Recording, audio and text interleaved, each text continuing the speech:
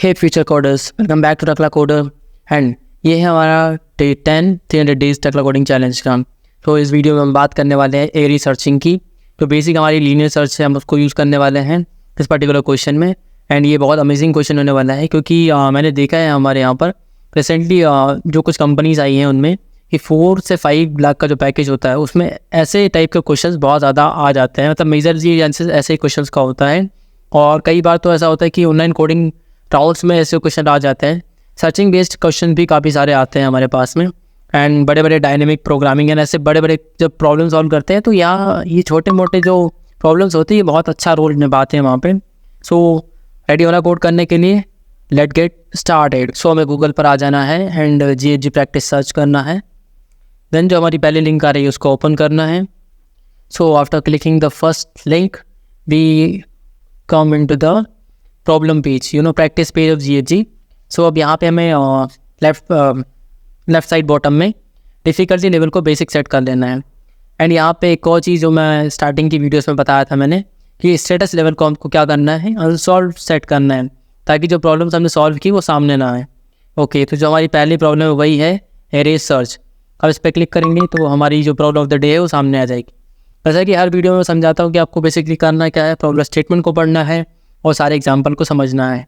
ये हमारा डे 10 है तो इतनी सारी चीज़ें आपको पहले से समझ में आ चुकी होगी। So let me read the problem statement. Given an array ARR of n integers and an integer element x, find whether element x is present in the array, return the index of the occurrence first of x in the array or -1 if it does not exist। अब पहली occurrence का मतलब क्या है, जब मतलब array में जो है हमारा x वेरिएबल वो मल्टीपल टाइम भी हो सकता है। तो जैसे वो मिलता है भाई साहब इंडेक्स सेंड कर दो और पूरा ढूंढ लिया नहीं मिला तो -1 रिटर्न कर दो। अब एग्जांपल देख लेते हैं फर्स्ट वाला 1 2 3 4 x दिया हुआ है 3।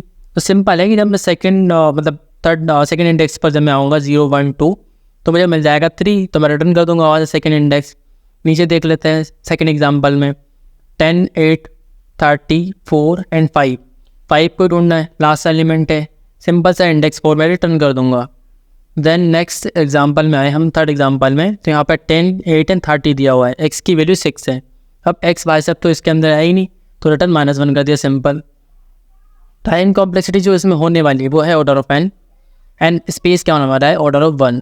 मतलब एक सिंगल वेरिएबल यूज़ करने वाले हैं हम, कॉन्स्टेंट स्पेस में करने वाले हैं इसको।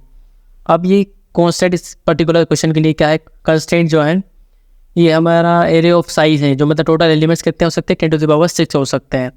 एरे का हर एक एलिमेंट कितने उसमें आ सकता है 10⁻6 की रेंज में आ सकता है, ठीक है, मतलब 10⁻6 हो सकता है, मतलब इंटीजर के अंदर आसानी से आ जाएगा, कोई प्रॉब्लम नहीं है। और एक्स पे हमारा 10⁻5 हो सकता है सिंपल। अब राइट साइड में हमारा कोड एडिटर है, हम सिंपल इस पर चलते हैं। अब सबसे पहले से ब्रूट फोर्स जो हम इनिशियली सोचते हैं वही वाली अप्रोच लगाने वाला हूँ। मैं सिंपल सा एक लूप लगा लेता हूँ int i = 0 से int i = wait a minute, okay, int i = 0 semicolon i n n semicolon i ++। Oh I forget कि हमें n दिया हुआ नहीं है, सिंपल है, मैंने पहले की वीडियोस में भी बता रखा है। हमारा एक वेक्टर है तो वेक्टर में डॉट ऑपरेटर के साथ साइज फंक्शन यूज़ करते हैं उसका साइज़ निकालने के लिए, जो मैंने कर लिया है। देन मुझे इसके अंदर सिंपल एक इफ़ वाली कंडीशन लगानी है कि if array of i = x हो जाता है तो सिंपल मुझे यहाँ से रिटर्न कर देना है i को। i हमारा जो इंडेक्स है जहाँ पे हमको पहली बार वेरिएबल मिल रहा है। हम मान लेते हैं पूरा लूप चल गया, सारे वेरिएबल देख लिए, लेकिन हमको x मिला ही नहीं, तो बाहर आके मैं क्या करूँगा, रिटर्न कर दूँगा हमारा सिंपल सा -1। और यहाँ पे मैंने लूप में डबल सेमीकोलन लगा दिया है, जस्ट मिनट, ओके। इसे कंपाइल करके हम चेक कर लेते हैं, कंपाइल रन करके कि हमारे सिंपल टेस्ट केस पे रन कर रहा है या नहीं। सो ये हमारे सिंपल टेस्ट केस पे रन कर रहा है, आप स्क्रीन पे देख सकते हैं। देन मैं इसे सबमिट करके ट्राई कर लेता हूँ। सो ये हमारा सारे टेस्ट केसेस पे रन कर रहा है, हाँ ठीक है, सारे टेस्ट केसेस पे हमारा ये कोड सक्सेसफुली रन कर रहा है। अब यहाँ पे एक चीज़ मैं आपको और बता दूँ, ये हो गया हमारा ब्रूट फोर्स कोड जो इनिशियली हम सोच सकते हैं। अब इसे मैं करता हूँ 2 लाइन में, देखते हैं कैसे करते हैं 2 लाइन में।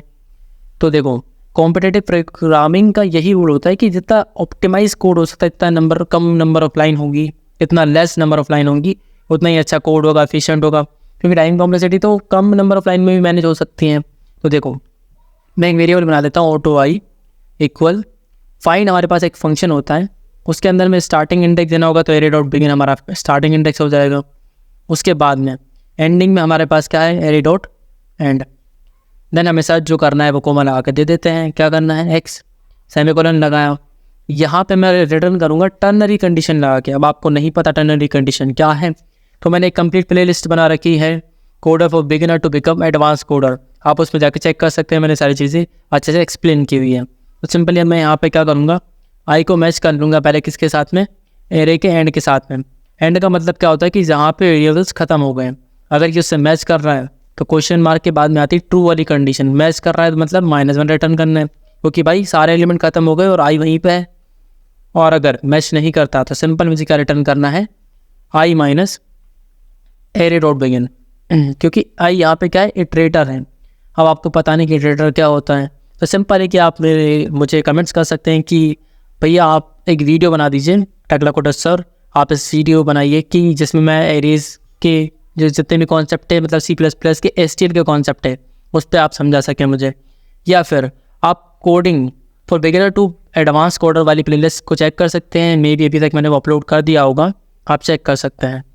सो मैं इसे कंपाइल करके चेक कर लेता हूँ कि ये वाला कोड हमारा रन कर रहा है या नहीं। Okay, let me check. So हमारा एक कोड सक्सेसफुली रन कर रहा है हमारे सिंपल टेस्ट केस पे, ये अच्छी बात है। Let's try to submit it. अब मैं सबमिट करके चेक कर लेता हूँ कि ये सारे टेस्ट केस जितने भी हमारे पास लगे हुए हैं इस पर्टिकुलर प्रोग्राम में, उन सब पे रन कर रहा है या नहीं। सो आप देख सकते हैं कि हमारा ये कोड सारे टेस्ट केसेस पर रन कर रहा है। तो इस पर्टिकुलर चीज़ में मतलब इस कोड में मैंने क्या समझाया आपको कि कैसे हमारे कोड की लाइन्स को कम करना है, कैसे उसको और ज़्यादा ऑप्टिमाइज़ करना है। सो ये था हमारा डे 10 300 डेज तक का कोडिंग चैलेंज का।